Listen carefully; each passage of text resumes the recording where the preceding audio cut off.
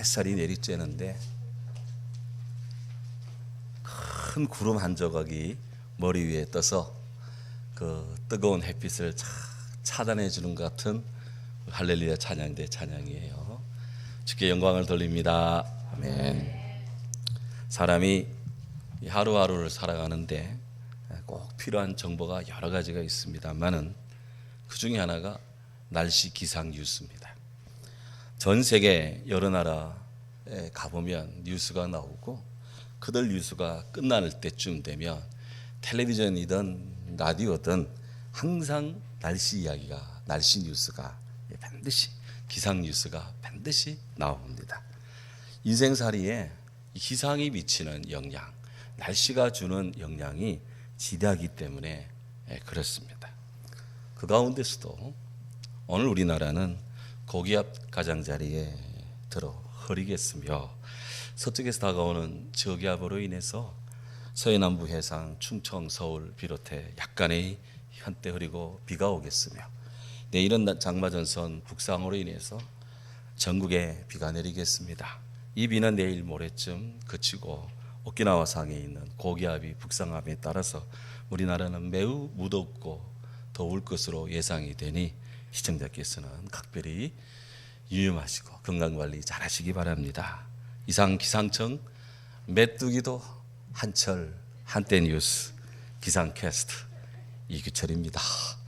제가 옛날에 이런 거 하면서 굉장히 많이 놀았는데 예수님 잘 믿고 중생 성결하고 신유 재림 기다리고 있으니 이런 것은 옛날에 요즘 별로 덜해요. 왕년에는 정말 많이 했습니다. 우리는 늘 고기압과 저기압 속에서 살고 있습니다.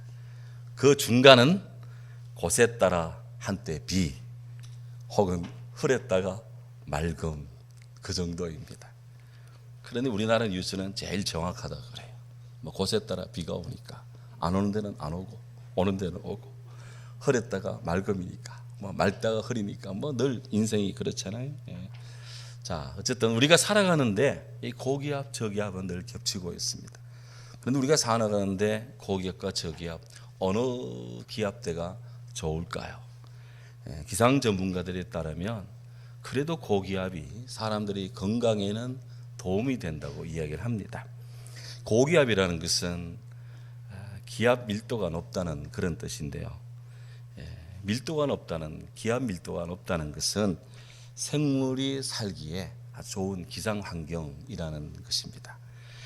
지구의 평균 기압이 1기압인데 1013 헥토파스칼입니다. 근데 이 기압이 높으면 신체, 우리들의 몸의 건강 상태도 좋습니다. 근데 기압이 낮으면 건강 상태도 굉장히 어려움이 가중이 돼요. 비행기를 타고 높이 올라가거나 아니면 높은 산정에 등산을 하면 기압이 낮아서 귀가 먹먹해지는 것 옛날 많이 느꼈을 겁니다.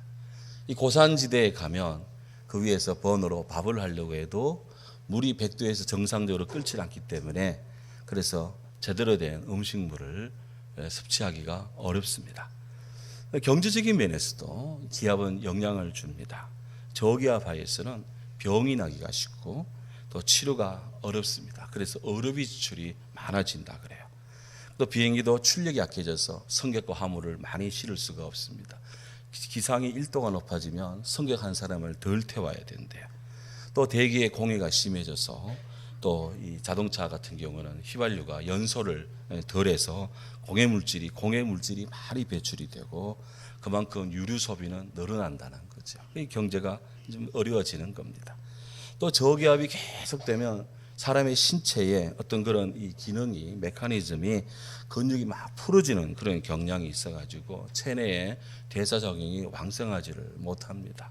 저만 해도 갑자기 기압이 확 떨어지면 갑자기 막 눈이 막 감기고 막 그럴 때가 있더라고요. 이 저기압의 영향을 받습니다. 그래서 이 저기압이 계속 끓이면 완전히 몸에 나사가 풀린 것처럼 기계 나사 풀린 것처럼 들크덩 하는 것처럼 뼈마디가 막 쑤시고 막 뼈가 들크덩 하는 것 같기도 하고요. 이거 왜 이러지 하는데 날씨를 보면 많이 허리에 있습니다.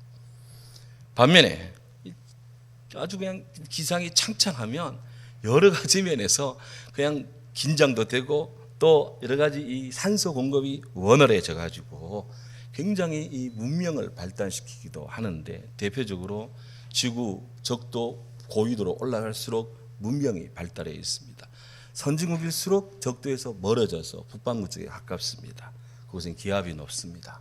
그래서 산소 공급이 제일 필요한 머리에 많은 산소를 집어넣어 주니까 아무래도 사람들이 열심히 연구를 하고 발전을 시켜서 최첨단 과학 문명을 많이 이렇게 앞서 생산하고 이끌어가기 때문에 결국 잘 사는 나라들이 대개 보면 이 지구 북반구 북위도 쪽에 이렇게 있는데 기압이 고기압대가 많다 하는 것입니다. 어느 통계에 보니까 세상에 큰 폭동이 나고 또 무슨 폭력 사태가 가중될 때는 저기압 상태고요, 아주 지능 범죄가 많이 일어날 때는 고기압 상태일 때 지능 범죄가 많이 일어난대요.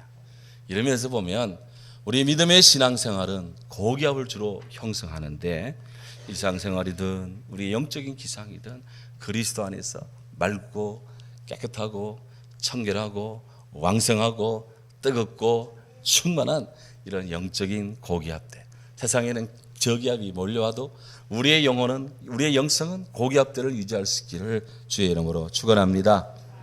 오늘 예수님께서 마태복음 15장 39절을 오늘 말씀 첫 절에 읽으면 보리떡 7개 물고기 2마리 가지고 4,000명 먹이신 예수님께서 이제 사람들을 흩어 보내시고 배를 타고 마가단으로 이동하셨다. 성경 그렇게 전합니다. 여기 흩어 보내시고 그랬는데요, 아폴로사스라는 이 헬라어만은 오랫동안 함께 있었는데 갑자기 어떤 이유로 인해서 사람들을 설득해서 강제로 이렇게 각자 어떤 곳으로 돌려보내는 그런 의미가 강합니다. 왜 예수님께서는 여러 날 당신과 함께 있었고 친히 보리떡 7개 물고기 2마리로 4,000명을 먹이는 그런 하늘의 식탁을 베풀면서 정말 주님의 복지를 강화하셨는데 왜 주님 갑자기 사람들을 흩어서 강제로 빨리 집으로 가라고 그렇게 주님이 사람들을 흩어 보내셨을까? 나중에 주님 앞에 가면 물어볼 제목이 여쭤보기도 할 그런 그 질문 사항이기도 합니다만은, 많은 주석가들은 3가지 경우를 듭니다.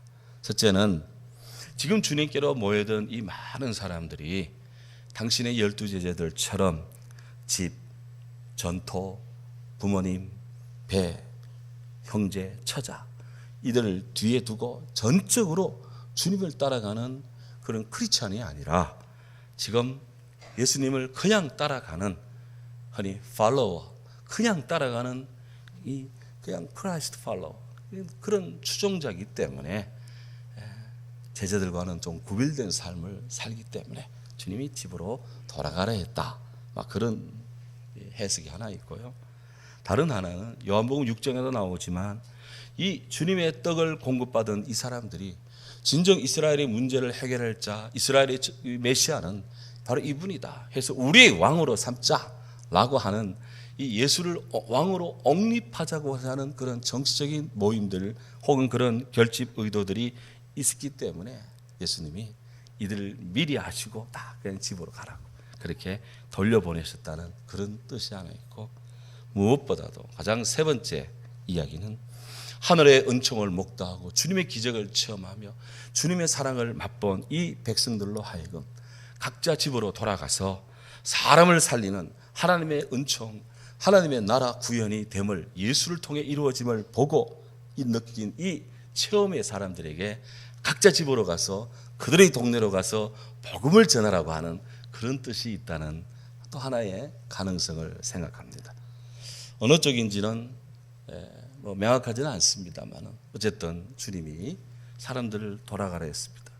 그런데 우리 예수님은 사람들을 돌아가라 한 다음 예수님 또한 제자들과 함께 갈릴리 베스다 쪽에서 지금 배를 타고 건너가서 지금 주님이 마가다라는 지역으로 지금 이동을 하십니다. 마가다라는 곳이 어떤 곳이냐? 마가복음 8장 10절에 보면 이곳이 달마누다라는 지역으로 이름이 나와요. 그런데 이것이 이 달마누다처라는 지역인데 이 마가다라는 뜻이 달마누다 뭐 이런 뜻들이 무슨 뜻이냐? 우리말로 하면은 망대. 서방서 망대, 군인 초소 망대 같은 그런 타워, 망대를 뜻합니다. 뭔가 이렇게 세상을 보고 뭔가 이렇게 사방을 살피는 그런 관측소 역할을 하는 그런 곳인데요. 아마다 지대가 조금 이렇게 상당히 여러 곳을 관측하기에 좋은 그런 동리 같습니다. 이곳에 유명한 사람이라고는 우리가 찾을 수 없습니다만은 이곳이 고향인 한 사람이 있습니다. 그 사람이 막달라 마리아라는 여성도입니다. 이 막달라 마리아는 성령에서 만나는 막달라 마리아는 우리 예수님 복음의 일행이 가는 곳이며 늘 동행하는 예수님 제자단에 늘 함께 따라다니며 주님의 일을 돕는 그런 특성의 그런 여성도로 나옵니다. 그런데 이런 여성도의 어떤 그 전에는 어떤 삶이었느냐? 그가 예수를 만나기 전에는 누가복음 8장 2절에 따르면 그녀는 7 귀신 들린 고통 속에 살았던 여인이었습니다. 그런데 예수님을 만나서 그 7 귀신이 물러가고 정신이 온전해진 상태에서 전적으로 주님과 12제자를 위해서 돕는 역할을 하며 주님 가시는 곳을 늘 이렇게 동행을 했습니다. 그러고 보면 주님께서는 이런저런 내적 외적 상처를 입고 7 귀신에 들려 영혼의 고통을 당하던 그런 이 막달라 마리아, 그녀가 있던 마가단 그 지역에도 생명의 빛, 구원의 빛, 우리 주님의 은혜의 빛이 필요한 줄 아시고 그래서 마가단도 가자 해서 마가단으로 지금 이동하시는 겁니다. 그러고 보면 아마도 사람들을 막 집으로 흩어보낸 이유도 여러분들이 만난 하늘의 은혜를 각자 돌아가서 빨리 전하시오. 주님이 또 다른 곳에 가서 복음을 전해야 됩니다. 그런 뜻도 같이 섞여 있다고 생각을 합니다.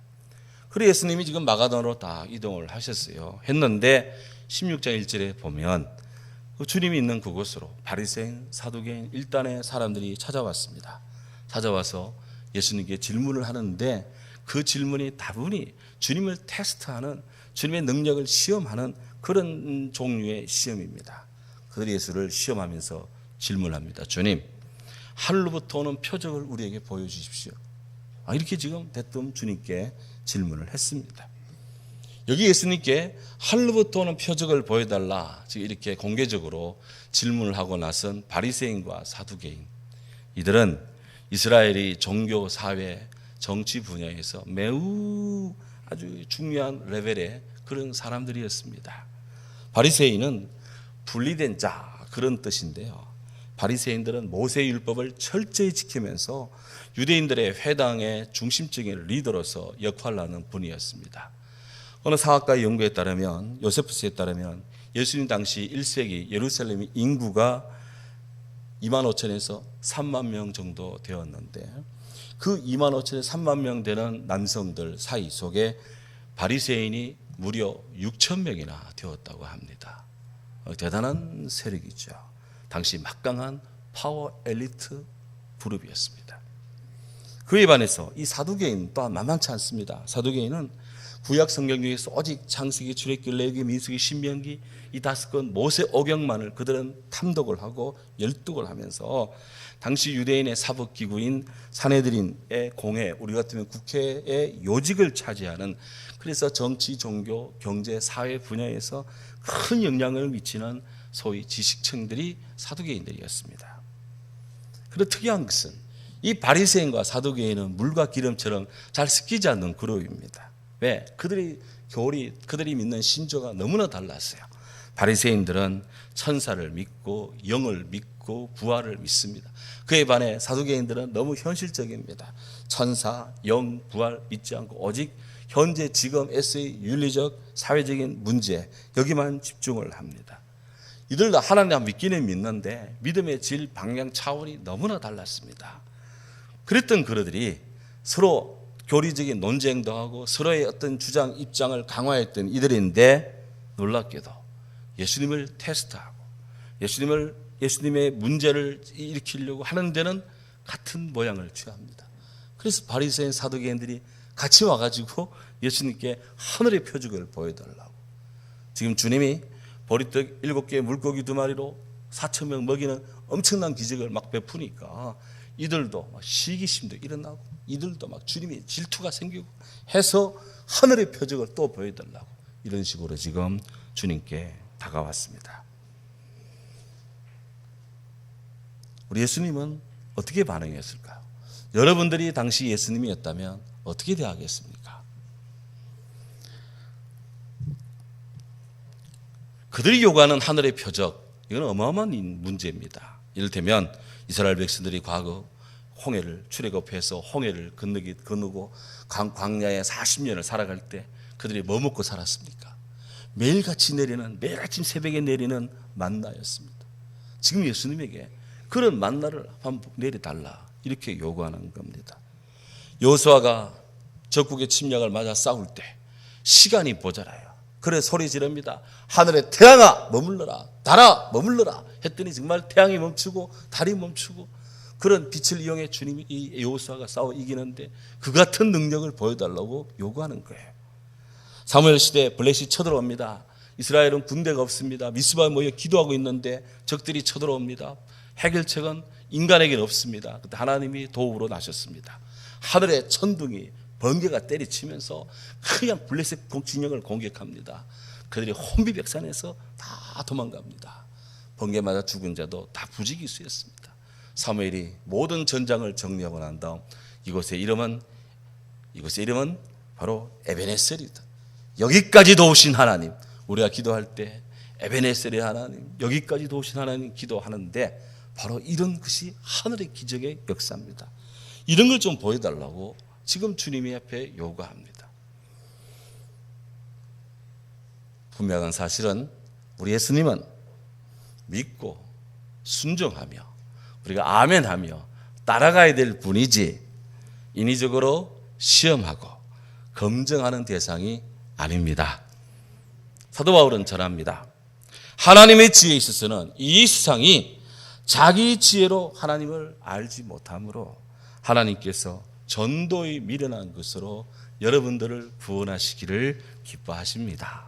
그래서 세상 사람들에게 하나님 백성 되게 하는 길은 뛰어난 웅변, 뛰어난 진리에 대한 토론, 무슨 담화로 되는 것이 아니라 안녕하세요. 안동 성결교에서 나왔습니다. 예수님 믿고 구원 받으십시오. 라고 하는 이 단순한 전도의 메시지, 이것 가지고 사람들이 구원을 받는 것이지 천하의 이 담론을 가지고 논한다 해서 되는 것이 아니다 하는 게, 그런 얘기는 죽기로 온 백성들한테 하는 겁니다. 우리 성도님들 하는 것이지. 제가 이 설교를 듣고 저 광장에서 외치면 들을 사람 몇 명이나 있겠습니까?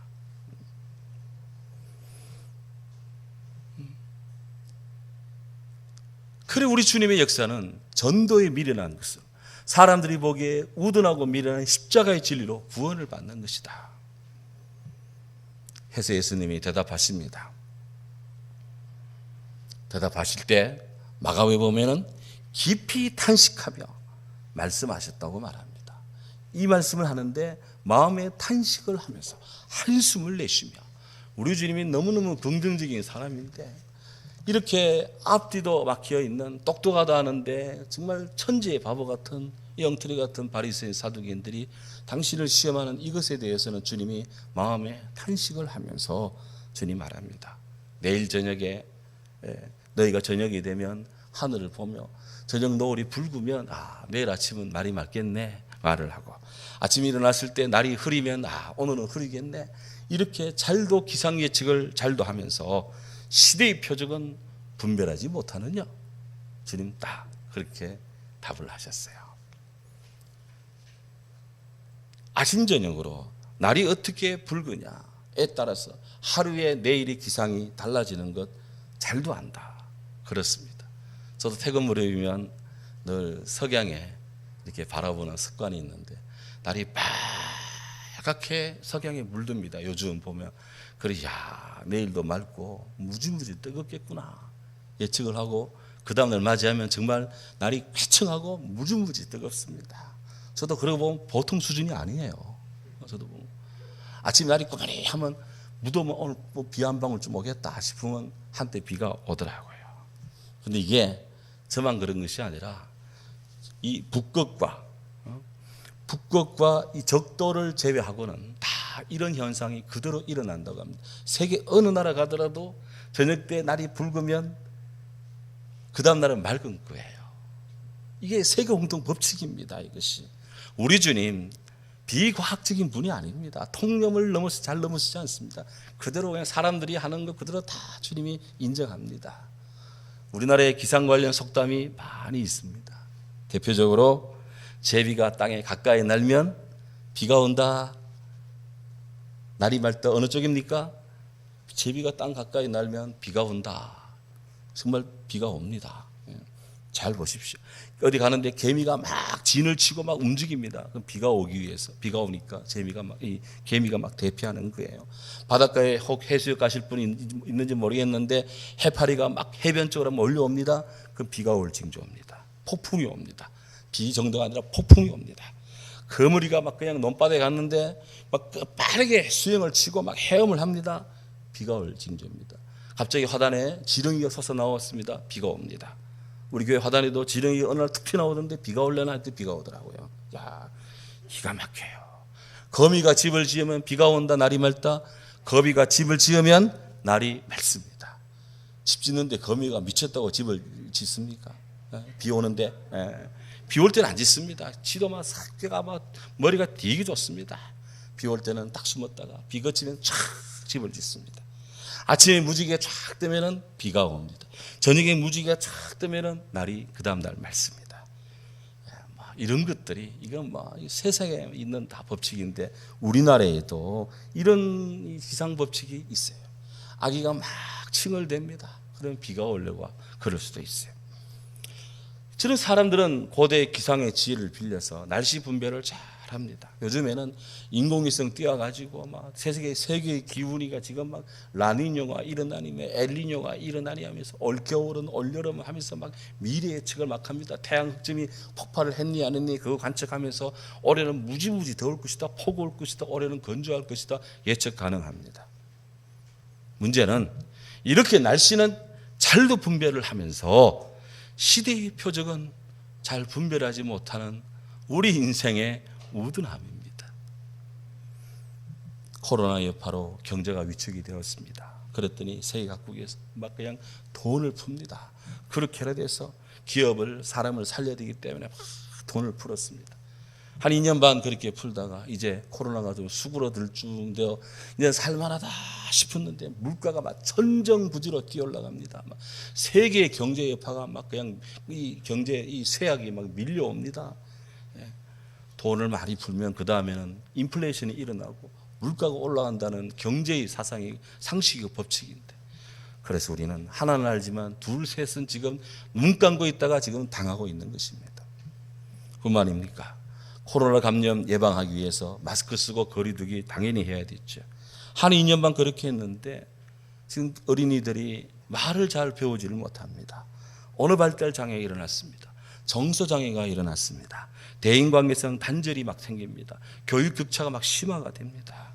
이것이 그냥 한둘의 문제가 아니라 국가 사회 교육의 문제예요. 우리나라 장래가 지금 달려있는 문제입니다. 이런 상태로 10년, 20년 가면 정말 어마어마한 사회적 교육 격차로 인해서 정말 살기가 점점 어려워지는 그런 형국이 온다는 거예요.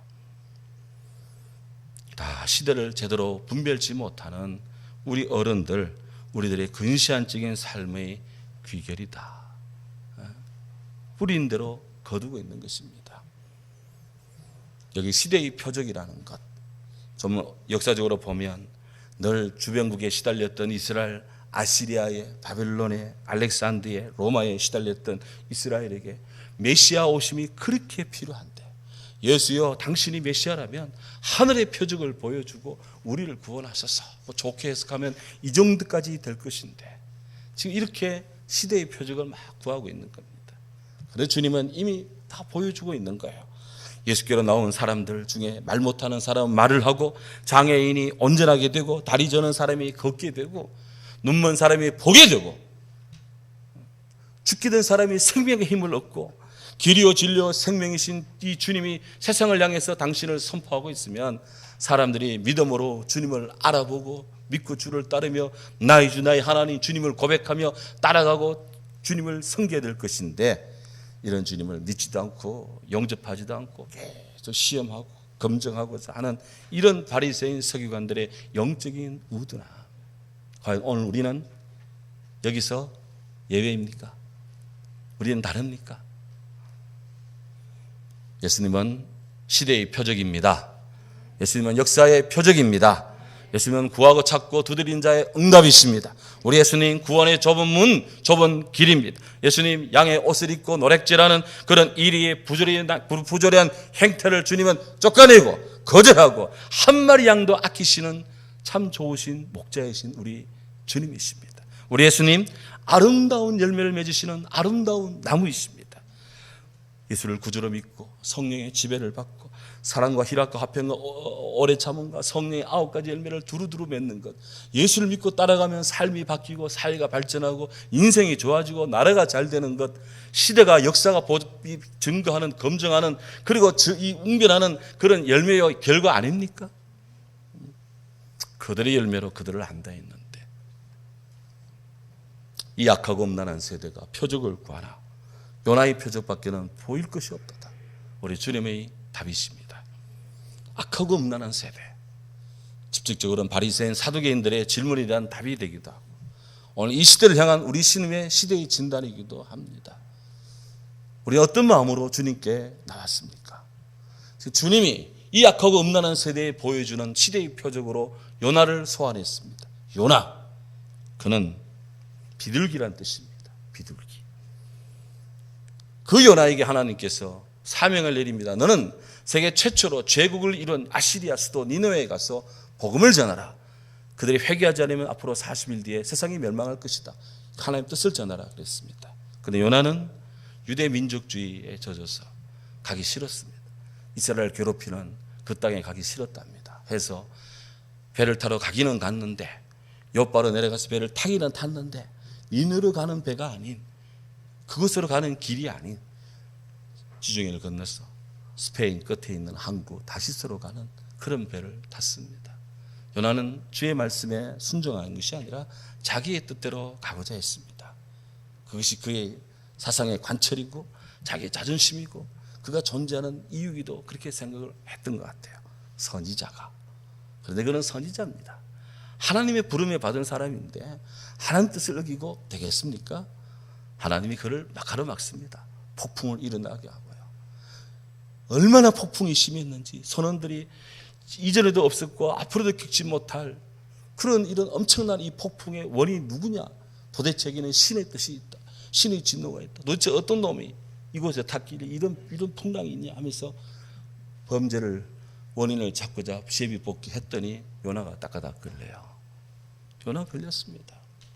걸리기 전에 요나는 폭풍이 있는 걸 좀 눈 감고 피하기 위해서 배 밑에 내려가 잠을 잤는데, 선장이 안전수찰 갔다가 배 밑에 한 사람이 자고 있으니 옆구리 쿡 차고, 여보시 일어나시오 말로도 안 돼. 옆구리 발로 쾅 차면 일어나. 너는 누구며 어디서 왔으며 못하는 사람인데 이렇게 지금 배가 뒤집어지고 다 죽을 지경인데 잠만 자고 있어요. 일어나 너희 신께 구하라. 그랬더니 나는 이스라엘 히브리 민족의 하나님을 믿는 그의 부름받은 종인데, 내가 그랬어. 내가 제비뽑기에 뽑힌 요나가 이실직고하고 나를 바다에 던지라고, 그렇게 해서 내 죽음으로 이 문제를 씻겠다고, 그렇게 해서 그래도 나는 니느웨에 가지 않고 난 죽겠다고 하나님 앞에 막 죽어도 하면서 그의 자존심을 내세웠습니다. 그런데 죽어도 죽지 못하는 것이 사명자의 길입니다. 주의 뜻이 이루어지기 전에는 죽을 수가 없어요. 하나님이 바다에 던져지는 요나를 그냥 큰 물고기 되게 시켰다가 날름집어 삼키게 했습니다. 그리고는 도저히 물고기 뱃속에 살 수 없지만 살도록 만들었습니다. 3일 동안 그냥. 여러분 상상해 보십시오. 고기 뱃속에 3일 동안 살아봐요. 소 뱃속에 들어가면 3일 동안 살아봐요. 한번 되나 안 되나. 살 수가 없습니다. 그런데 살게 했습니다. 안 되는 중에 되게 하시는 분이 하나님이십니다. 되는 것도 안 되게 하시는 분도 하나님이십니다. 해서 3일 동안 있는 동안에 요나는 할 일이 없습니다. 딱 한 가지밖에 할 것이 없어요. 회개하는 것입니다. 회개. 여러분 이러도 안 되고 저러도 안 되고 안 될 때는 제일 해야 될 것이 회개하는 겁니다. 회개해야 돼요. 그래야 살아요. 요나가 회개했습니다. 죽음의 깊은 뿌리, 땅의 깊은 뿌리 내려가겠어. 거기서 하나님 앞에 회개했습니다. 그랬더니 때가 되매 하나님이 그에게 요나로 하여금, 물고기로 하여금 요나를 토하게 한 다음 그에게 second chance, 두 번째 기회를 주셨다고. 분명히 영어 성경에 second chance, 두 번째 기회를 주셨다고 했어요. 3일 동안 요나는 죽었는데, 사람 보기에는 물고기 속에 들어가서 이제는 틈이 죽었는데, 죽었다는 그가 다시 살아나서 주의 복음을 전하니 사흘 길을 걸어서 복음을 전해야 될 그 아시리아의 니느웨 성에 하루 기만 가서 회개하시오 라고 몇 마디 안 했는데 왕부터 짐승까지 다 회개하고 난리를 칩니다. 하나님이 용서합니다. 이것이 요나의 표적입니다. 주님은 이 요나의 표적을 말씀하심으로써 예수님 당신도 요나처럼 3일 동안 죽음의 골짜기 내려갔다가 다시 부활할 것이다 라는 것도 암시하시고, 요나가 하나님 앞에 불순종함으로 큰 시련을 당했듯이 주님 믿지 않고 순종하지 않고 주님을 기만하면 이런 경고를 당한다, 이런 환난을 당한다는 것을 경고도 하시고, 더불어서 이스라엘 유린하고 세계의 고통을 가하는 아시리아 못 믿었고 못된 저 백성이라도 하나님은 저 백성들이 구원하고 돌아오기를 원하신다는 하나님의 인류 사랑의 뜻을 전하는, 다 묶어서 하나의 징조로 요나의 표적을 말씀한 겁니다. 우리 하나님의 사랑이 여기에 다 함축되어 있는 겁니다. 우리는 지금 어떤 마음으로 주님 앞에 나왔습니까? 매주일 어떤 심정으로 주님을 대하십니까? 예수님을 시기하고 혹은 예수님을 테스트하고 예수님을 검증코자 하는 바리새인 사두개인들의 눈빛입니까? 아니면 나는 무익한 종입니다, 연약한 나를 고치소서, 내게 은혜를 베푸소서, 주님 하시면 나는 영적으로 공고합니다 라는 이런 주님께로 나오는 그런 무백성들의 마음입니까? 이제 우리 모두 마음을 새롭게 합시다. 내 마음을 주의 증거들로 향하게 하시고 탐욕으로 향하지 말게 하옵소서. 주의 말씀은 내 발의 등 내 길에 빛입니다. 이 말씀은 나의 고난 중에 위로라. 주의 말씀이 나를 살리시기 때문입니다. 주의 법을 사랑하는 자에게는, 따라합시다, 주의 법을 사랑하는 자에게는 큰 평안이 있으니 그들에게 장애물이 없으리로다. 아멘. 시편 119편 165절 말씀입니다. 하나님의 크신 사랑이 시대의 표적이신 예수님을 사랑하는 모든 우리 교우들에게 함께하고 넘치기를 기도합니다. 예수님은 표적 중에 표적이십니다. 하나님의 사인이십니다. 주님의 말씀이고 등불입니다. 이 사랑으로 오늘 우리 함께 주님 붙잡고 나아갑시다. 기도하겠습니다. 사랑하는 주님, 감사합니다.